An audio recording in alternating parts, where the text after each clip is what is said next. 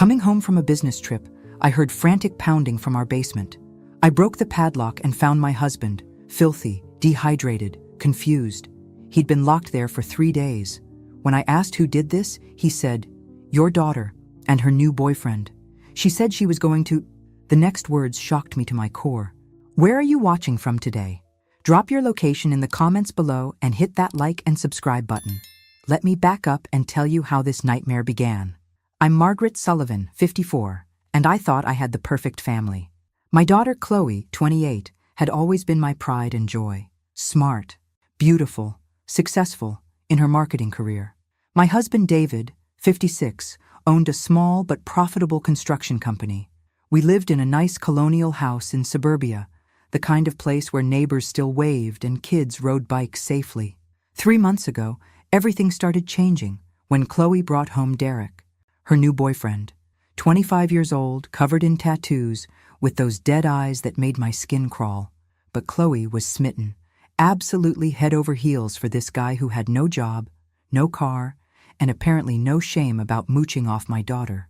"Mom, you just don't understand him," she'd say whenever I expressed concern. "Derek's been through a lot. He needs someone who believes in him." What Derek needed, I thought privately, was a job and a reality check. But I bit my tongue because arguing with Chloe when she was in love was like trying to reason with a tornado. The first red flag came when David mentioned finding Derek in his office, rifling through papers. "He said he was looking for a pen," David told me, frowning. "But my desk drawers were all open, and some of my business files looked disturbed." I should have trusted my husband's instincts. David was many things, but paranoid wasn't one of them. If he thought something was off, something was definitely off. The second red flag was when our neighbors, the Petersons, told me they'd seen Derek walking around our house at odd hours, even when Chloe's car wasn't in the driveway. "We thought maybe he was house-sitting," Mrs. Peterson had said.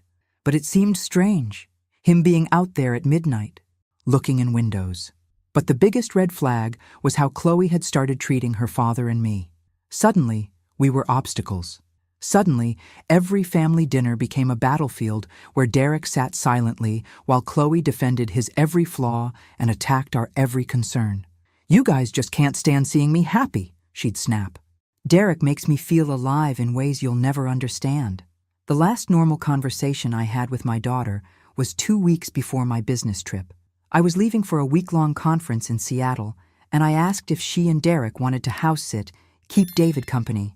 The look that flashed between them should have been another warning, but I was too focused on my upcoming presentation to read the signs. "Actually, Mom," Chloe had said, her voice strangely excited, "Derek and I were thinking this might be the perfect time to surprise Dad with that basement renovation he's always wanted." David had mentioned wanting to finish the basement for years. Turn it into a proper workshop. It seemed like such a thoughtful gesture from Chloe, a peace offering after weeks of tension. I should have known my daughter better. Chloe had never shown interest in construction projects or pleasing her father through manual labor. But I was so relieved they wanted to do something nice for David that I didn't ask the obvious questions. Like why Derek, who couldn't hold down a minimum wage job, was suddenly enthusiastic about home improvement. Or why Chloe, who once called a handyman to change a light bulb, was ready to tackle basement renovations. Instead, I kissed them goodbye, told David to enjoy his surprise, and flew off to Seattle, completely oblivious to the trap my own daughter was setting. The conference was a success. I gave my presentation on innovative marketing strategies to a packed auditorium, fielded questions from industry leaders, and even got approached about a potential job offer in New York. For one glorious week, I felt like more than just a suburban mom with a successful career. I felt powerful, respected, unstoppable. I tried calling David several times during the week, but the calls went straight to voicemail. I assumed he was busy with work or the basement project. I left cheerful messages about my presentation, about the beautiful Seattle weather, about how much I missed him and couldn't wait to see what he and Chloe had accomplished. Looking back, the silence should have terrified me. David always answered my calls. Always. In 22 years of marriage, I could count on one hand the number of times he'd missed my calls, and each time had a very good reason. This should have been reason 5. The flight home was delayed, turning my planned afternoon arrival into a red-eye return. I dragged my luggage through the front door at 2:47 a.m., exhausted but happy to be home. The house was dark, which seemed normal given the hour. I climbed the stairs quietly, not wanting to wake David. Our bedroom was empty. The bed was made, but it looked like it hadn't been slept in. David's side was perfectly smooth, his pillow undisturbed. My first thought was that he'd fallen asleep in his workshop, probably surrounded by the basement renovation supplies. I was actually smiling as I walked back downstairs, imagining finding him passed out in a chair, surrounded by scattered tools and building plans. I'd wake him gently, hear all about the progress they'd made, maybe even see the surprise they'd been working on all week.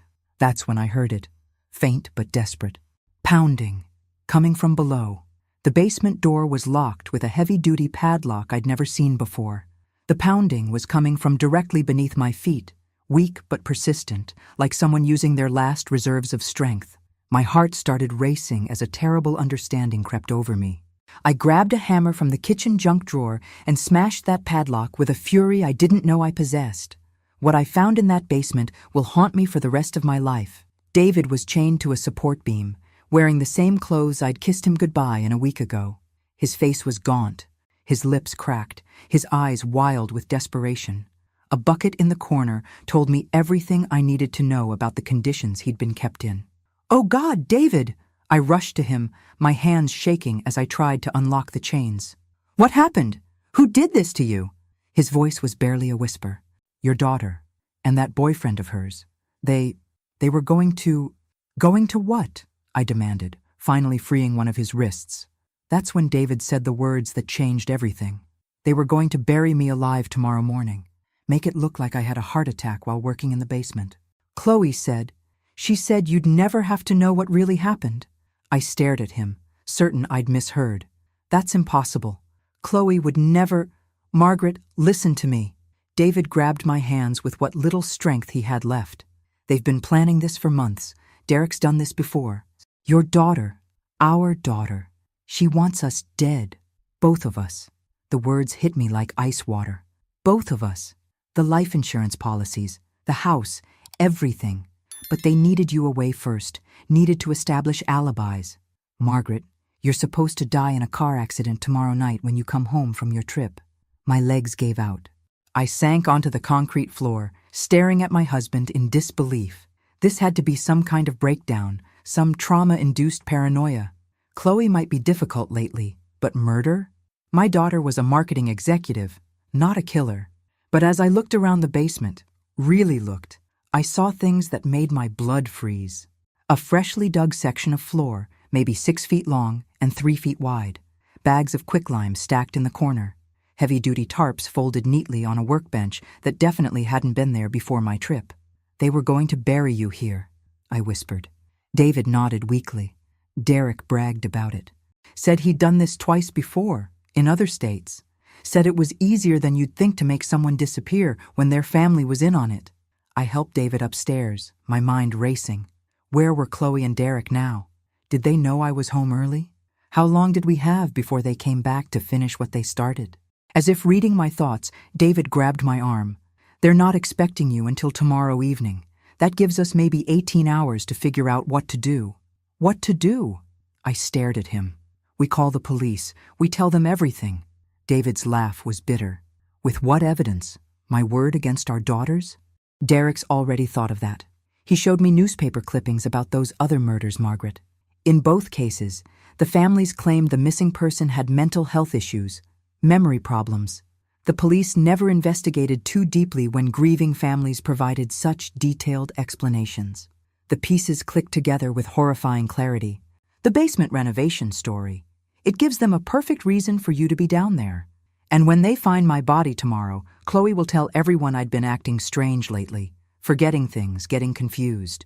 She'll say I must have had a medical episode while working and hit my head. The chains, the padlock, all of it will be gone. Just a tragic accident in what was supposed to be my new workshop. I walked to the kitchen window, peering out at our quiet suburban street. Everything looked so normal. The Petersons' porch light was on, just like always. The newspaper delivery truck was starting its early morning rounds. How could such evil be lurking in a place where children still drew hopscotch squares on sidewalks? Where are they now? I asked. Derek has an apartment across town. Chloe's been staying there all week, establishing their alibi. They check on me every few hours, just to make sure I'm still alive, but not comfortable. David's voice hardened. Your daughter seems to enjoy watching me suffer. The woman he described couldn't be my Chloe, not the little girl who used to make me breakfast in bed on Mother's Day, or the teenager who cried when she accidentally stepped on a butterfly. But then I remembered the changes I'd seen in her lately. The coldness, the way she looked at David and me like we were obstacles instead of parents. We need proof, I said finally, something that will make the police listen. David struggled to his feet, still weak, but determined. There might be something. Derek keeps a notebook, writes everything down like it's some kind of business plan.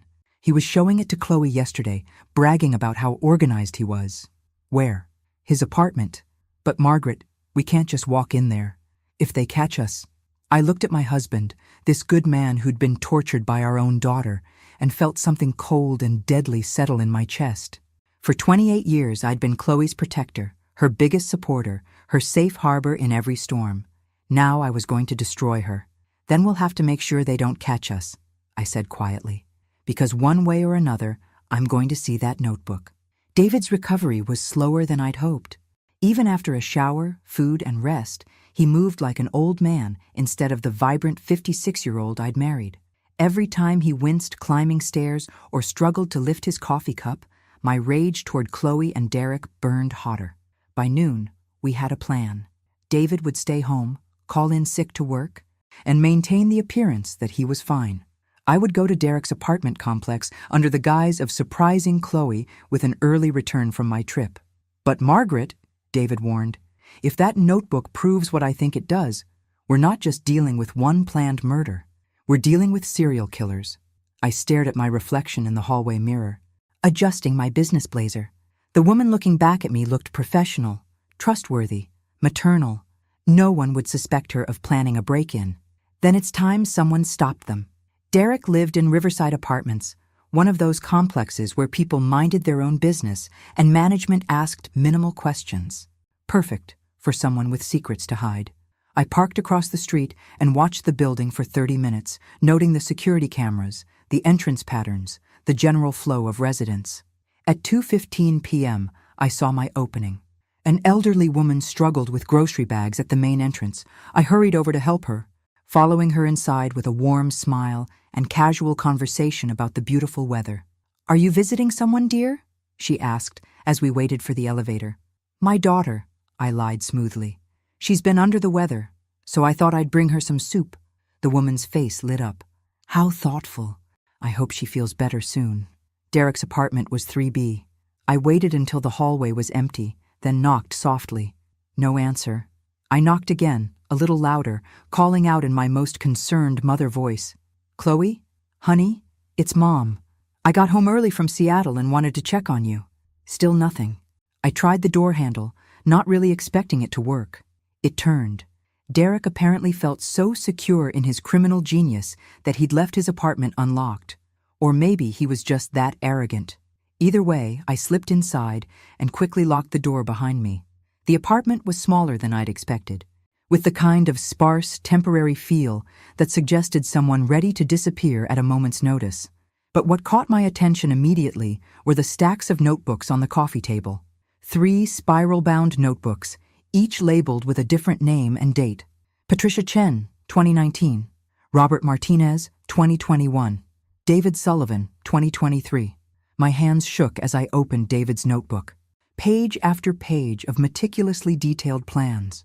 Chloe's work schedule, David's daily routines, the best times to access our house undetected, floor plans of our basement, even sketches of where they planned to bury his body. But it was the earlier notebooks that made my blood run cold. Patricia Chen, a 62-year-old widow in Phoenix, whose stepdaughter had reported her missing in 2019. Robert Martinez, a divorced father of 2 in Denver, whose son claimed he'd run off with a woman he met online. Derek had kept everything. Photos of the victims before they died, detailed timelines of the murders, even newspaper clippings about the investigations. It was like a serial killer's trophy collection, except Derek wasn't working alone. Each notebook contained photos of different young women, different partners, different daughters and stepchildren who'd helped Derek murder their own parents. I grabbed my phone and started photographing pages as fast as I could. Names, dates, locations, methods, everything that could help police connect these cases and stop Derek from finding his next partner. That's when I heard voices in the hallway. Familiar voices. "I still think we should have waited until tonight," Chloe was saying. "What if she comes home early? Relax. Baby." Derek's voice was amused, confident. "Your mom's flight doesn't land until 6 p.m., and even if she comes straight home, that gives us plenty of time to clean up the mess." The mess. They were talking about David like he was garbage to be disposed of. I quickly closed the notebooks, replacing them exactly as I'd found them, and looked around frantically for somewhere to hide. The apartment was too small, too open. The bedroom? Too obvious. The bathroom? They might need to use it. The closet? It was small but deep, filled with clothes that smelled like cigarettes and cologne. I squeezed myself between Derek's leather jackets and held my breath as the key turned in the lock. "So what's the timeline?" Chloe asked as they entered. "Simple.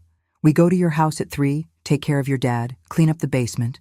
Tonight when your mom gets home, she finds his body and has a tragic accident on her way to call for help.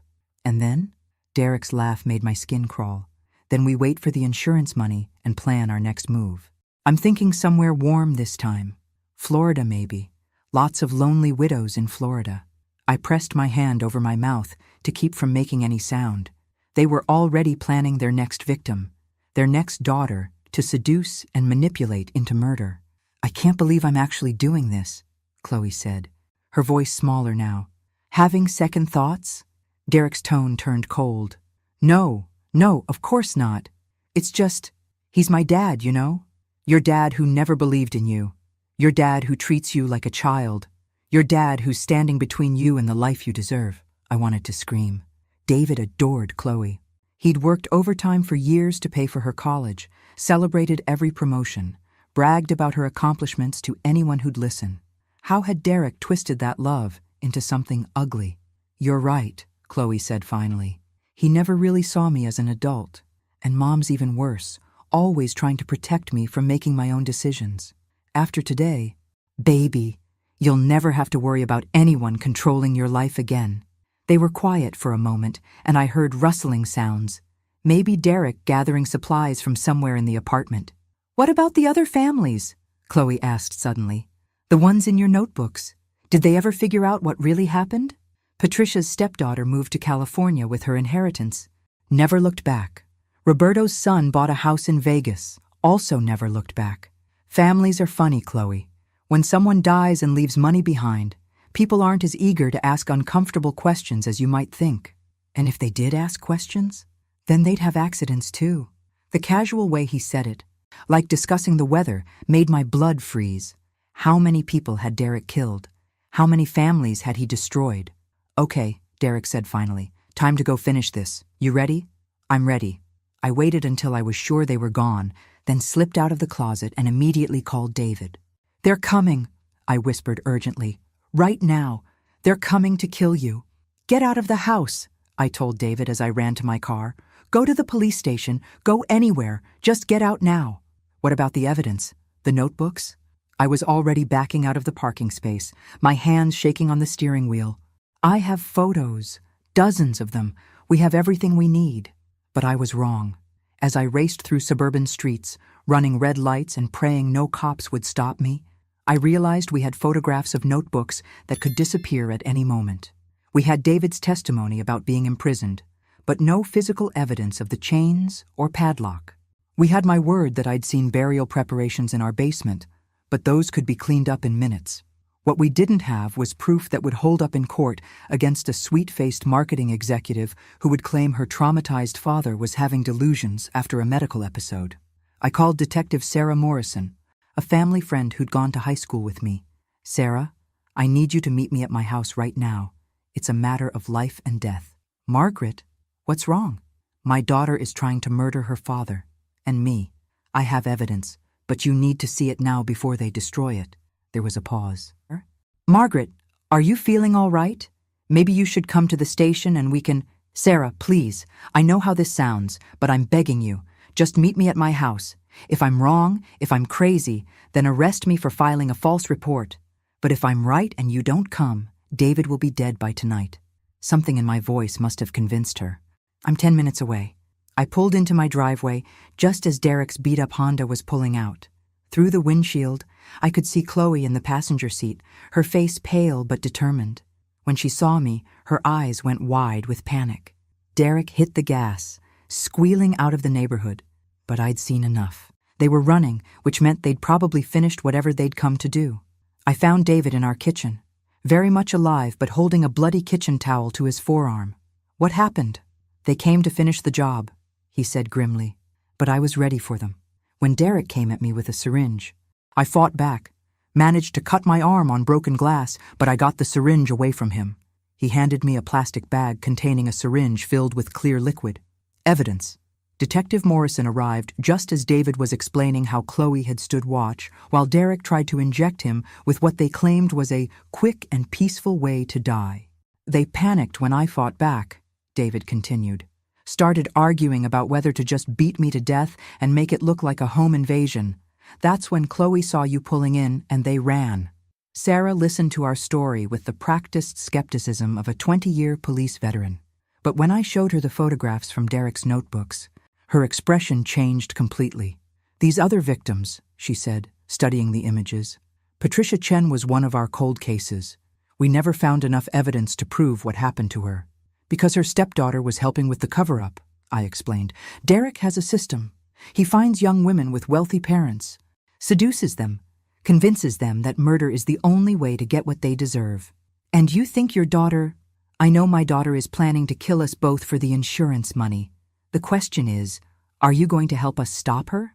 Sarah made several phone calls, dispatching units to Derek's apartment and putting out a BOLO alert for Chloe and Derek. But I knew they were long gone. Derek was too experienced to stick around after a failed murder attempt. What's the life insurance situation? Sarah asked. David and I exchanged glances. $2 million each, I admitted. We updated our policies last year when David's business expanded. And Chloe is the sole beneficiary? We thought we were being responsible parents, making sure she'd be taken care of if anything happened to us. Sarah shook her head. Instead, you painted targets on your backs. While Sarah coordinated with other detectives, I found myself staring at the basement door. I need to show you something else. The basement was exactly as I'd left it after freeing David. The fresh grave, the lime, the tarps. Everything Derek needed for a quick burial and body disposal. Jesus, Sarah breathed. They really were planning to bury him alive. The question is, what happens now? I asked. They know we're on to them. They know we have evidence. What's to stop them from disappearing and finding new victims? Sarah's radio crackled with an update from the unit searching Derek's apartment. Detective Morrison, apartment is empty. Looks like they cleared out in a hurry, but we found something interesting. What? More notebooks. Looks like they had plans for at least 6 more potential victims, all young women with wealthy parents. This guy's been running a murder recruitment service. I felt sick. How many other daughters had Derek poisoned against their parents? How many other families were in danger right now? There's something else, the officer continued. We found airline tickets, 2 one-way flights to Mexico City, departing tonight at 11:47 p.m. Sarah looked at her watch. It's 4:30 now. If we move fast, we can catch them at the airport. But I had a better idea, a more permanent solution to the Derek problem. Sarah, what if they never made it to the airport? She looked at me sharply. Margaret, whatever you're thinking. I'm thinking that Derek has killed at least 3 people, maybe more. I'm thinking he's turned my daughter into an accomplice to attempted murder. And I'm thinking the justice system has a funny way of letting people like Derek slip through the cracks. You're talking about vigilante justice. I'm talking about protecting other families from what he did to mine. David put his hand on my shoulder. Margaret, I know you're angry. I'm angry too. But we have to do this the right way. The right way. The way that would put Derek in prison for maybe 10 years while my daughter served even less time for being a manipulated accomplice. The way that would let Derek eventually get out and find new victims. The way that prioritized legal procedures over justice. You're right, I told David. though I was already forming a different plan. We should definitely do this the right way. But as Sarah coordinated the airport stakeout and David gave his official statement, I was thinking about those airline tickets. About how easy it would be to intercept two desperate fugitives before they reached Mexico. Some things were too important to leave to the justice system. Sarah's airport stakeout was a bust. Chloe and Derek never showed for their flight, which meant they either had backup travel plans or were hiding somewhere local until the heat died down. Smart money says they're long gone, Sarah told me over coffee the next morning. Derek's done this before. He knows how to disappear. But I wasn't convinced Derek was gone. He'd invested too much time and effort in Chloe to just abandon her. More importantly, he'd left behind his precious notebooks, his trophies. Men like Derek didn't abandon their trophies without a fight. What if he's not running? I suggested. What if he's regrouping? Regrouping for what? Think about it. He spent months planning our deaths. $2 million in life insurance, a house worth $400,000, David's business assets. That's not the kind of score someone like Derek walks away from easily. Sarah frowned. You think he'll try again? I think Derek's ego won't let him accept defeat. And I think my daughter is in way more danger than she realizes. Over the next 3 days, I played the role of grateful survivor. I gave interviews to local news stations about the importance of trusting your instincts when family members start acting strangely. I thanked the police department publicly for their quick response. I hugged David in front of cameras and talked about how fortunate we were to still be alive. But privately, I was hunting. Derek had made one crucial mistake in his rush to escape our house. He'd dropped his cell phone while fighting with David, and it had slid under our kitchen island. Sarah's team had bagged it as evidence, but not before I'd memorized his contact list. 12 names, all women between 22 and 30, all with names like Ashley, Madison, Brittany, all potential accomplices or future victims. I started with Ashley Chen, Patricia Chen's stepdaughter from Phoenix. According to Derek's notebooks, Ashley had helped him murder her stepmother in 2019. If Derek was following his usual pattern, he'd maintain contact with his successful accomplices. Ashley answered on the third ring. Hello? Ashley, this is Margaret Sullivan. I think we need to talk. There was a long pause. I don't know anyone by that name. Sure you do. I'm David Sullivan's wife, the man your boyfriend Derek tried to murder 3 days ago. The silence stretched so long, I thought she'd hung up. Then, in a voice barely above a whisper, he said you were dead. Well, I'm not. And unless you want to join Derek in federal prison, I suggest we meet. 2 hours later, I sat across from Ashley Chen in a coffee shop in downtown Phoenix. She was everything I'd expected Derek to be attracted to. Young, beautiful, and carrying the kind of emotional damage that made her vulnerable to manipulation. He told me you and your husband died in a car accident, she said, her hands shaking as she lifted her cup. He said Chloe was devastated but handling it well. Derek lies, Ashley, about everything, just like he lied to you about your stepmother. Her face crumpled. Patricia was never mean to me. She tried so hard to be a good stepmother after Dad died. But Derek, he made me see her differently, made me think she was trying to steal my inheritance. Where is he now? I don't know. He called 2 days ago asking for money, said he and Chloe were in trouble and needed to disappear for a while. I told him I couldn't help him anymore. Smart girl. But Ashley, I need you to understand something. Derek will be back. Maybe not today, maybe not next month, but eventually he'll need something from you. And when that happens, you need to call me immediately. I handed her my card with both my cell phone and the direct line to Detective Morrison. He'll kill me if he finds out I talked to you. He'll kill you anyway. Eventually. Men like Derek don't leave loose ends. The drive back from Phoenix gave me time to think. Derek was wounded, running low on resources, and probably furious at being outmaneuvered. That made him desperate, which made him dangerous in unpredictable ways. But it also made him sloppy. When I got home, David was waiting with news. Detective Morrison called. They tracked Derek's credit cards to a hotel in Tucson. She's coordinating with local police for an arrest. Finally. What about Chloe? She's with him. Sarah says they'll both be in custody by tonight. I should have felt relief. Instead, I felt a strange emptiness. 3 days of planning revenge, and it was ending with a simple hotel arrest. Derek would hire lawyers, claim Chloe was an unwilling victim, probably get a reduced sentence in exchange for information about his other victims. But sometimes the universe provides its own justice. The call came at 11:30 that night. Detective Morrison, her voice tired but satisfied. "We got them.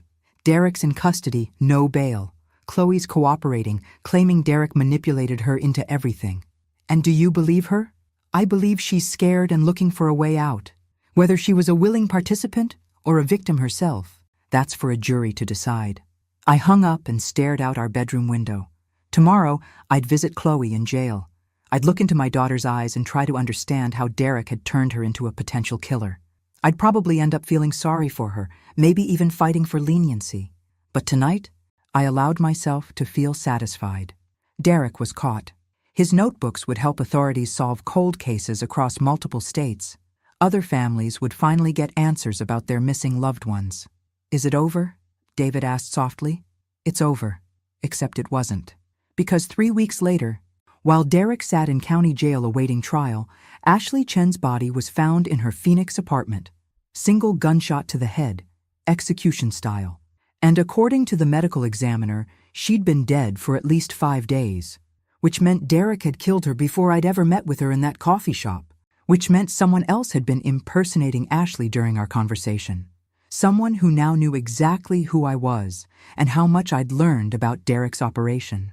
The realization that I'd been talking to an imposter hit me like ice water.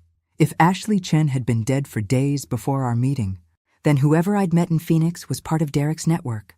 Someone who knew about the murders, the notebooks, the whole operation. Someone who was still free. I called Detective Morrison immediately. "Sarah, we have a problem." "Margaret, it's 2 a.m. What's—" "Ashley Chen is dead. Has been for days." Which means the woman I met with wasn't Ashley. The silence on the other end told me Sarah was processing the implications as quickly as I was. "Are you sure?" Phoenix PD found her body in her apartment. Medical examiner says she died last Tuesday. I met with Ashley on Friday. Jesus, that means Derek's organization is bigger than we thought. And they know I'm investigating them. Within an hour, Sarah was at our house with 2 other detectives and a security specialist. Our phones were being monitored, our house was under surveillance, and David and I were officially under police protection. "The woman you met with?" Detective Rodriguez asked, reviewing my statement for the 3rd time. "Describe her again." Mid-20s brunette, about 5'6", nervous, kept checking her phone. Said she lived in Phoenix, but her accent sounded more East Coast. "Any distinguishing features?" I closed my eyes, trying to remember details. A small scar on her left hand, between her thumb and index finger, and she wore a silver bracelet with what looked like initials. "Did you see what the initials were?" "MS, I think. Or maybe MR." Sarah and Rodriguez exchanged glances. "Margaret, we need you to look at some photos." They spread out pictures of young women, all roughly the same age and build as the fake Ashley. But one face made my blood freeze. "That's her. That's the woman I met with." "Her name is Miranda Torres," Rodriguez said grimly. "She's Derek's actual partner, not one of his victims, his equal. They've been working together for at least 5 years." The pieces clicked together with horrifying clarity. Derek wasn't just a serial killer who seduced vulnerable daughters. He was part of a team. Miranda would scout potential victims while Derek handled the actual recruitment and murder. "How many families have they destroyed?" I asked. "We're still connecting the dots, but we think at least 15 families across 7 states. 15 families. That meant Miranda Torres was potentially more dangerous than Derek, because she was the one who never got her hands dirty directly. She was the one who could disappear completely while Derek took the fall. Where is she now? Unknown. But Margaret, you've created a problem for their operation. You're the first intended victim who survived and gathered evidence. Miranda will want to eliminate that threat. So what do? We wait. We monitor communications. We follow every lead, and we keep you safe until we can track her down. Waiting wasn't in my nature. Over the next week, while David went back to work under police protection and I tried to maintain some semblance of normal life, I was actually planning.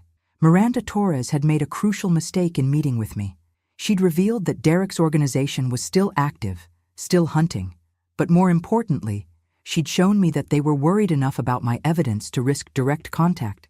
That meant they needed something from me. And people who need something can be manipulated. I started with Derek's contact list, the one from his dropped phone.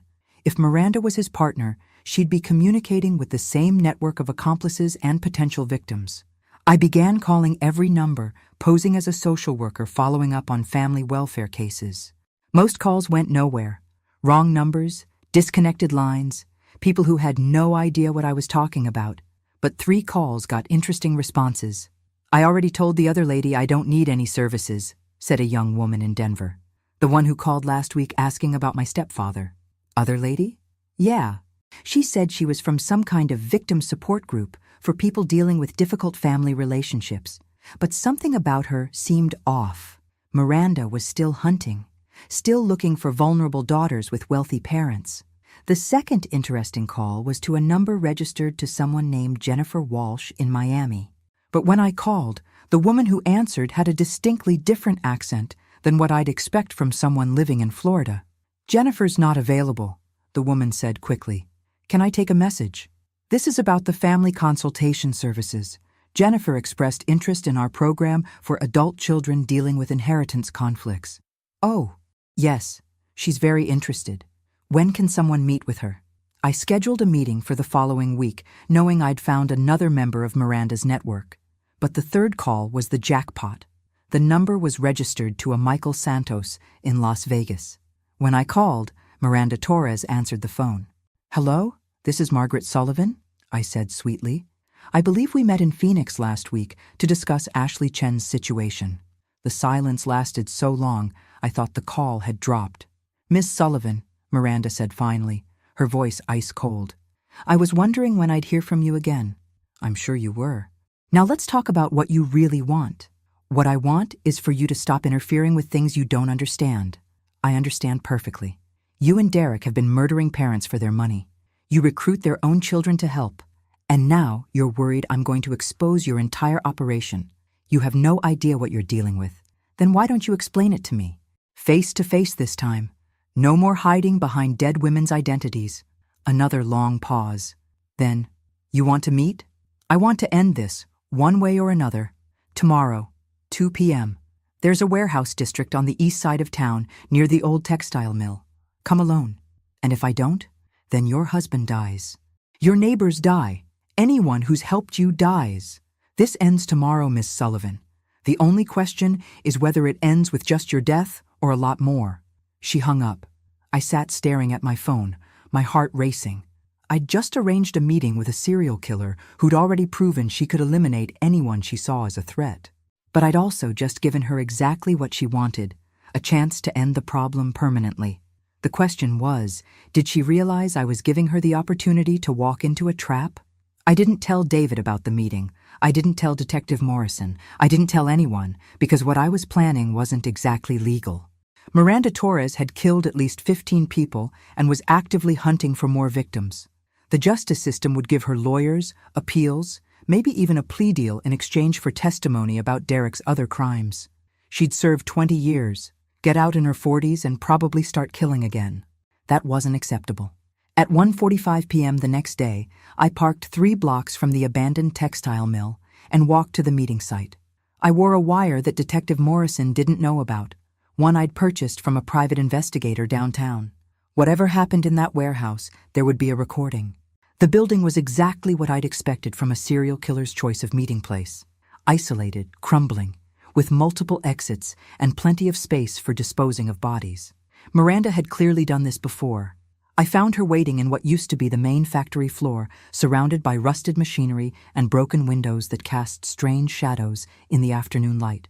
"Miss Sullivan," she said, not turning around. "Punctual. I like that. Miranda Torres. Or is that even your real name?" She laughed, finally facing me.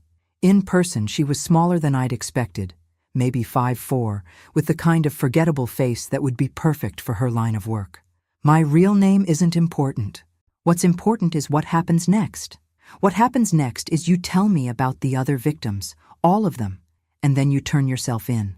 Or I publish everything I know about your operation. Derek's notebooks, the connection to Ashley Chen's murder, the names of your other accomplices.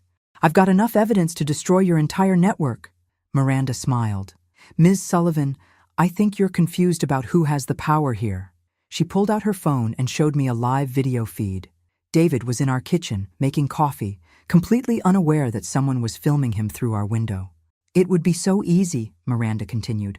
A break-in gone wrong. Your husband fights back, gets killed for his trouble. Very tragic. You're bluffing. Am I? She tapped her phone, and I watched David answer his cell. David, this is Miranda. I'm a friend of your wife's. She's asked me to tell you that she's running late, and you should wait for her in the kitchen. I could see David through the video feed, looking confused but compliant. He hung up and returned to the kitchen, positioning himself directly in the cameraman's line of sight. One phone call, Miranda said. That's all it takes. But I'd come prepared for this possibility. Before you make that call, you might want to check the news. Miranda frowned, but pulled up a local news website on her phone. The headline made her face go pale. Serial Killer Network Exposed. Documents link local murder attempt to cold cases nationwide. I didn't wait for our meeting to release the evidence, I explained. This morning's newspaper has a full exposé about Derek's operation. Your photo is on the front page as his suspected accomplice. By tonight, every police department in the country will be looking for you. You bitch. Oh, that's not even the best part. I also contacted the FBI's Financial Crimes Unit about the insurance fraud angle. Turns out murdering people for their life insurance policies is a federal crime. Even if you killed David right now, you'd never be able to collect a penny without triggering a federal investigation. Miranda's confident facade was cracking. You think this ends with Derek and me? We're part of something much bigger. I'm counting on it, because every person you give up is another life sentence off your eventual conviction. There won't be a conviction. I'll be long gone before. Where are you going to go, Miranda? Your face is all over the news. Your fingerprints are in the system now. Every border crossing, every airport, every bus station is going to have your photo. She stared at me, probably calculating her remaining options. Run and spend the rest of her life hiding. Or fight, and probably die in a shootout with police. There is a third option, I said quietly, which is, you help me find the other victims. You give me names, locations, evidence, everything you know about the families Derek targeted. In exchange, I'll recommend that prosecutors consider a cooperation agreement. Why would you do that? Because 15 families deserve to know what happened to their loved ones. And because you're more useful to them alive than dead. Miranda was quiet for a long moment, considering. Then she pulled out her phone again. But instead of calling her accomplice watching David, she dialed 911. This is Miranda Torres. I'm wanted in connection with multiple murders across 7 states. I'm ready to surrender, but I'll only talk to FBI agent Sarah Chen, and I want full immunity in exchange for everything I know about the organization. She looked at me while the dispatcher confirmed her location. Agent Chen is Derek's victim, Patricia Chen's niece. She's been hunting us for 4 years. The pieces clicked together one final time. This wasn't just about random serial killers or even organized crime. This was about something much more personal. Derek didn't just kill Patricia Chen, I realized. He killed a federal agent's family. Patricia was FBI, retired, but once FBI, always FBI. Sarah Chen has been tracking Derek's network as a personal mission since 2019. And you just handed yourself over to her. Miranda smiled grimly. Better a federal prison than a shallow grave. Besides, Derek always said the organization was too big to take down. We'll see about that. As police sirens approached the warehouse, I realized I'd been wrong about something crucial. Miranda Torres wasn't just Derek's partner or even a fellow serial killer. She was an undercover federal agent who'd been infiltrating the murder network for years, and I'd just blown her cover. You're FBI? I stared at Miranda in shock as police cars surrounded the warehouse. Agent Miranda Torres, Financial Crimes Unit. I've been undercover for 3.5 years trying to identify the full scope of this murder network. My mind reeled. But you tried to meet with me in Phoenix. You threatened David. I was trying to protect you. When you started digging into Derek's contacts, you put yourself and every other undercover agent in danger. Meeting with you in Phoenix was my way of assessing how much you knew and whether we could trust you. Trust me? You let me think you were a serial killer. Because I needed to know if you'd go to the media, compromise the investigation, or get yourself killed by trying to play detective. The approaching sirens were getting louder. Miranda quickly pulled out an FBI badge and held it up as the first officers entered the warehouse. "Federal agent," she called out. "I need to speak with Detective Sarah Morrison immediately." Within minutes, the warehouse was full of local police, FBI agents, and crime scene technicians. I found myself sitting on a loading dock, trying to process what I'd learned. Agent Sarah Chen arrived 40 minutes later. She was younger than I'd expected, maybe mid-30s, with the kind of intensity that came from personal investment in a case. "Ms. Sullivan," she said, sitting beside me, "Agent Torres tells me you've been conducting your own investigation." "I was trying to save my family. I understand. And you did excellent work. The notebooks you photographed gave us crucial evidence we'd been missing for years." "Evidence of what exactly?" Agent Chen pulled out a tablet and showed me a complex organizational chart. The murder network isn't just Derek and Miranda. It's at least 30 people across 12 states. They call themselves the Inheritance Club.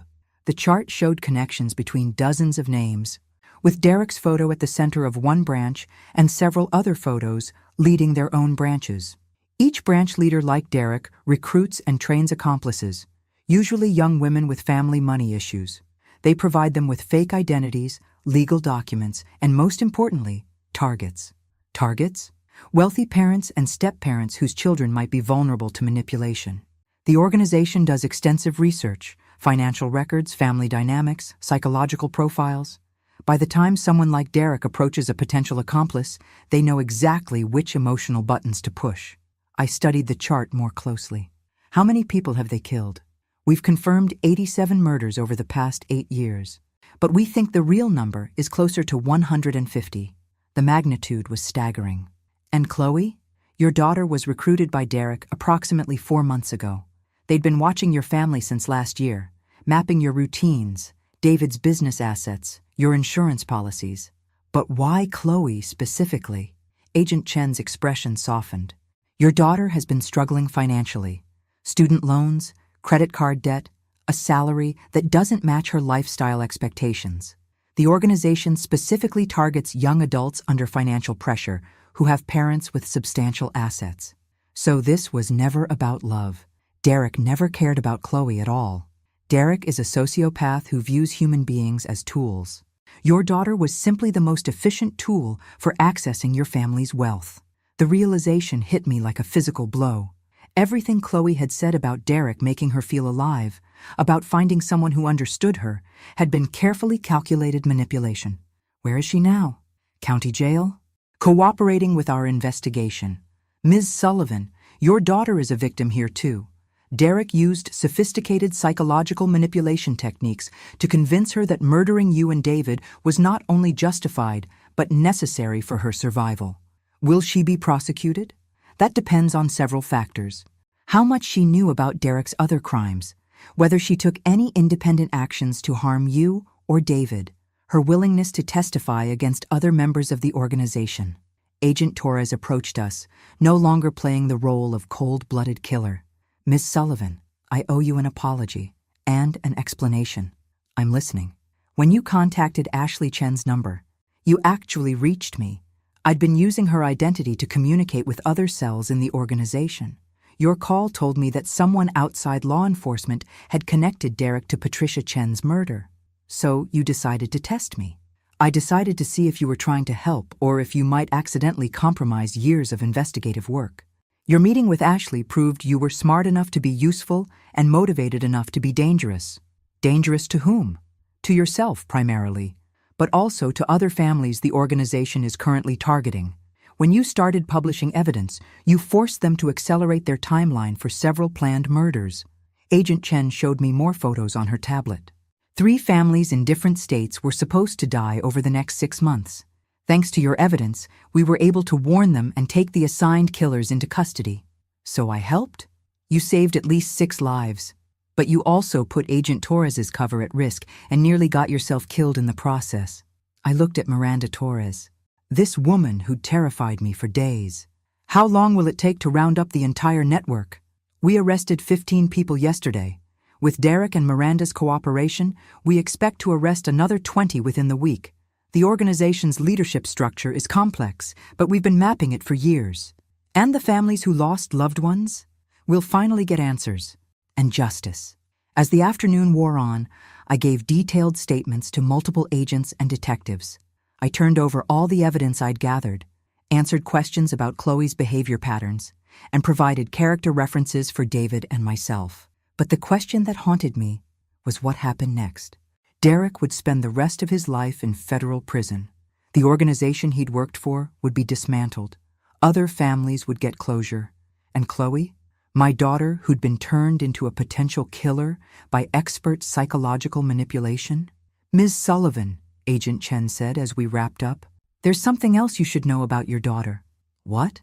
The night Derek tried to inject David with that syringe, Chloe called 911. I stared at her. What? The call was disconnected before she could speak to anyone, but we have the recording.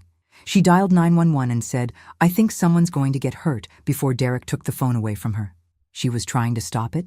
At the last minute. Yes, Derek's manipulation was powerful, but it wasn't complete. Some part of your daughter was still trying to save her father. For the first time in weeks, I felt something other than rage when I thought about Chloe. Maybe there was hope for rebuilding our relationship after all. Maybe some betrayals could be forgiven, if not forgotten. 3 days later, I sat in a sterile conference room at the county jail, waiting to see Chloe for the first time since she'd tried to help Derek kill us. My hands were steady, but my heart was racing. When they brought her in, I barely recognized my daughter. She'd lost weight. Her face was pale, and her eyes had the hollow look of someone who'd seen too much. But when she saw me, she broke down completely. "Mom, I'm so sorry. I'm so sorry." I wanted to stay angry. Part of me wanted to make her suffer the way David and I had suffered. But looking at this broken young woman, I saw my little girl who used to crawl into my bed during thunderstorms. "Tell me what happened, Chloe." All of it. Through tears, she told me about Derek's gradual manipulation, how he'd started by listening to her complaints about money, about feeling like David and I didn't respect her independence, how he'd slowly convinced her that we were controlling her life, holding her back from her potential. He said you guys would never let me grow up, never see me as an adult capable of making my own decisions. He made it sound like you were the enemy. And the murder plan? Chloe's voice dropped to a whisper. He said it would look like an accident, that Dad would just go to sleep and not wake up, and you'd have a quick car accident coming home from your trip. He promised no one would suffer. But you knew what you were doing, Chloe. You helped him chain your father in that basement. I know how terrible it sounds. But Derek, he made everything seem so logical. He said Dad would be fine for a few days, that we just needed him out of the way while we set up the accident scene. He said you'd never even know Dad had suffered. And when did you realize it was wrong? Chloe wiped her eyes, leaving mascara streaks on her cheeks. When I saw Dad's face in that basement, when I realized how terrified he was. Derek had told me Dad would be unconscious for most of it, but he was awake, and he was begging me to help him. But you didn't help him. I was scared of Derek by then. He'd started getting violent when I questioned anything. He hit me twice that week when I asked if we were sure about the plan. I felt a familiar surge of protective anger. He hit you? That's when I knew I'd made a terrible mistake. But I didn't know how to get out of it. Derek said if I backed out, he'd tell everyone I'd been the one planning everything. He had recordings of me agreeing to the plan, photos of me helping with the basement preparations. So you were trapped. Until that last night, when Derek actually pulled out that syringe, when I saw him moving toward Dad with it. I couldn't let it happen. I tried to call 911, but Derek heard me and grabbed the phone. Agent Chen told me about the call. You talked to the FBI? I explained about the investigation, about Derek's connection to other murders, about the organization that had been using young people like her to kill their own parents. There were others? Chloe looked horrified. Derek told me we were just solving our specific family problem. Derek told you a lot of things that weren't true. We sat in silence for several minutes. Then Chloe asked the question I'd been dreading. Do you think you can ever forgive me? I don't know, I answered honestly. What you did, what you planned to do, it's going to take time for me to process, for David to process. Is Dad okay? Really okay? Physically, yes. Emotionally, He's struggling. It's hard to trust anyone when your own child has tried to kill you.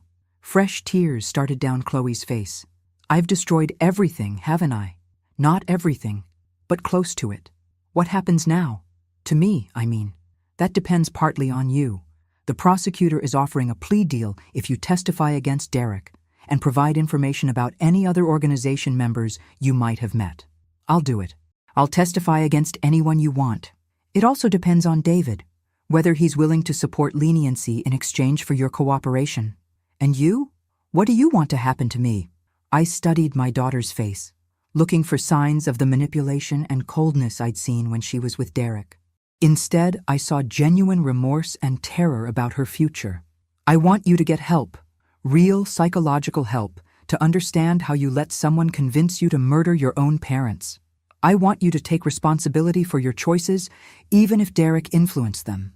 And eventually, if you're willing to do the work, I want to find a way back to being a family. You'd really give me another chance? You're my daughter. That doesn't excuse what you did, but it also doesn't just disappear. When I left the jail that afternoon, I felt emotionally drained but oddly hopeful. Chloe wasn't the same person Derek had turned her into. The manipulation was real, the psychological damage was real, but so was her remorse. David was waiting for me at home with news. Agent Chen called. Derek pled guilty to all charges in exchange for life in prison instead of the death penalty. He's also providing names and locations for the entire organization. What about Chloe? Manslaughter charges reduced to conspiracy and fraud. If she testifies and completes a psychological rehabilitation program, she could be out in 3 to 5 years. And how do you feel about that? David was quiet for a long time. I feel like our daughter was a victim too. A victim who almost became a killer, but still a victim. If she's willing to get help, if she's willing to take responsibility, maybe we can find our way back. That night, as we sat on our back porch watching the sunset, David asked me something that had been bothering him. Do you think we failed as parents? Made Chloe vulnerable to someone like Derek? I think we did the best we could with what we knew at the time. And I think Derek was an expert at finding and exploiting vulnerabilities that every young adult has. But maybe if we'd been more attentive to her financial stress, more supportive of her independence, maybe Derek would have found different vulnerabilities to exploit. We can't change what happened, David. We can only decide how we move forward. 2 weeks later, we attended Derek's sentencing. He showed no remorse, no emotion, as the judge sentenced him to life in prison without possibility of parole. But when Chloe took the witness stand to testify about his manipulation techniques, I saw something I hadn't expected. I saw my daughter fighting back. 6 months after Derek's sentencing, David and I sat in a family therapy session with Chloe, who was completing her court-mandated psychological rehabilitation.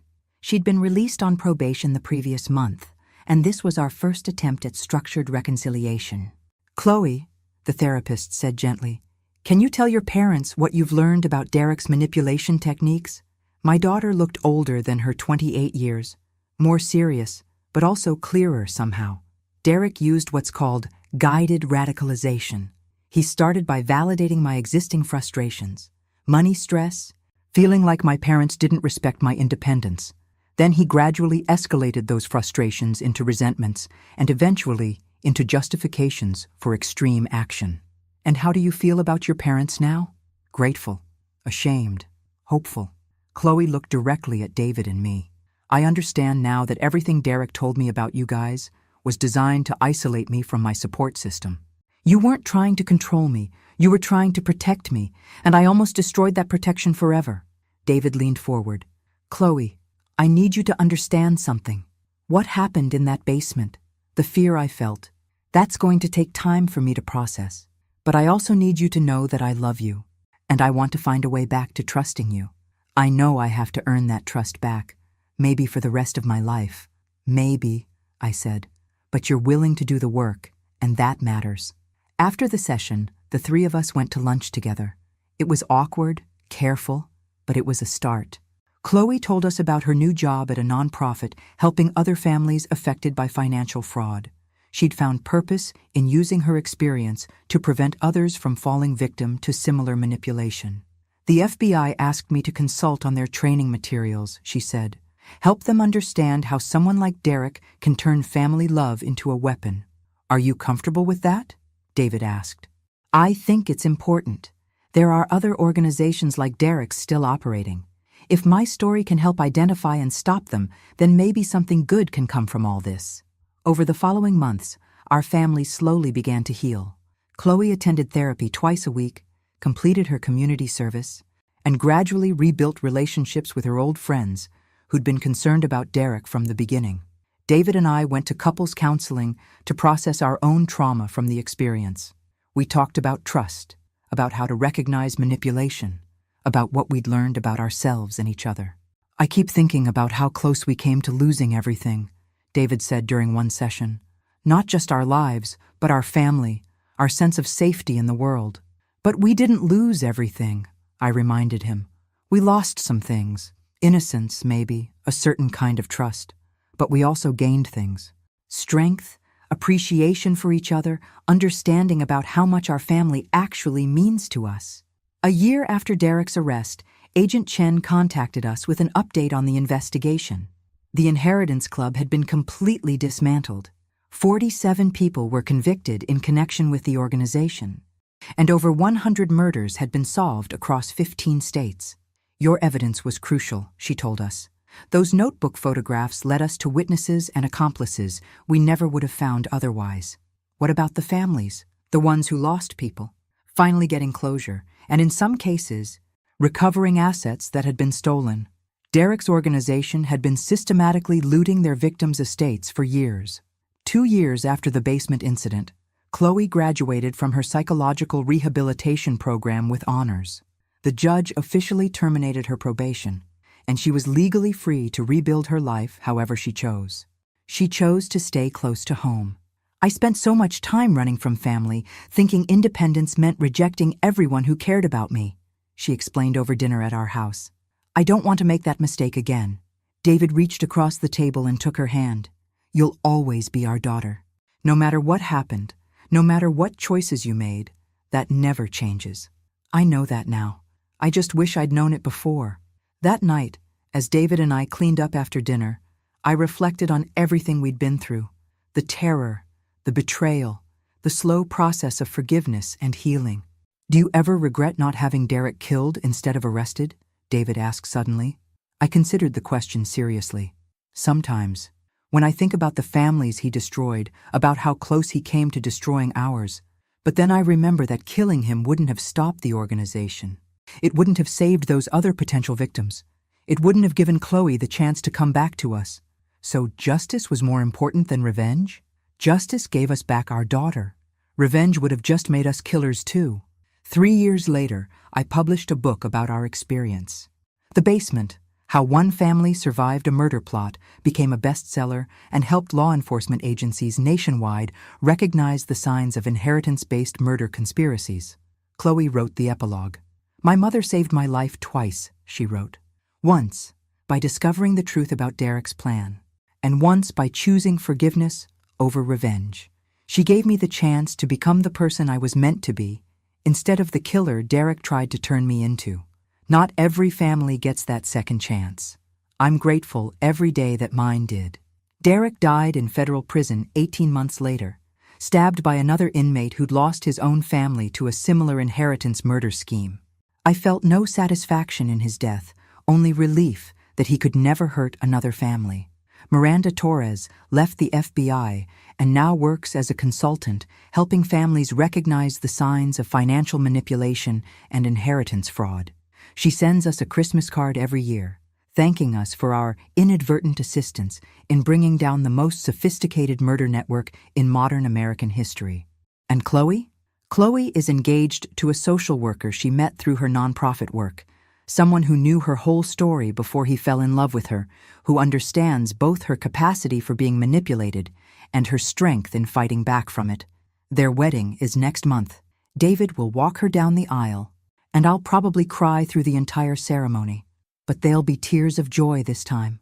Tears for a family that refused to let evil destroy what we'd built together. Tears for a daughter who found her way back from the darkness. Some stories end with revenge. Some end with justice. Ours ended with love. Because sometimes love really is stronger than betrayal. And sometimes the most powerful thing you can do to defeat evil is to refuse to let it turn you into something you're not. Derek wanted to destroy our family. Instead, he taught us how precious that family really was. And in the end, that made us stronger than any manipulation could ever make us weak. Thanks for listening. Don't forget to subscribe and feel free to share your story in the comments. Your voice matters.